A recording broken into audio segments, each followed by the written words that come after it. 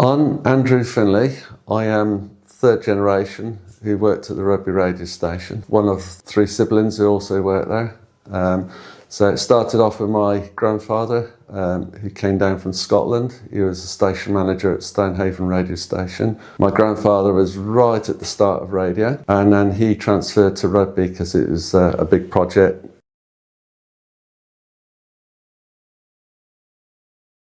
The mast did scare me.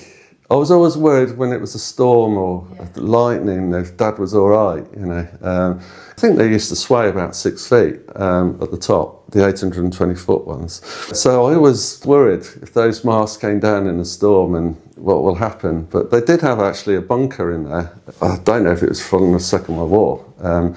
They erected in what was their storeroom, so it's full of rubbish. But it was there was always this bunker. I remember going there as a kid because they had snacks in there. We weren't allowed to tell my mum about that. It was a case of sometimes we just have to drop the food off and leave if they're busy. But most of the time we could get to spend the afternoon with him.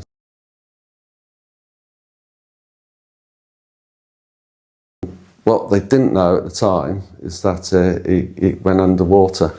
So a light shortwave that could penetrate underwater. So that's why it was used for the MOD, for our submarines. And nobody used to talk about what it did. When I asked my dad what he did for a living, he said, I'm a caretaker. Yeah, so he always played it down, what the importance of the site was. Because that was our nuclear deterrent.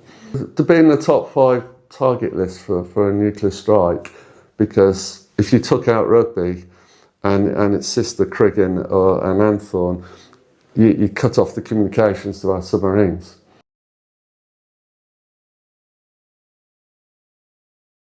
Yeah, I mean, this estate is just huge.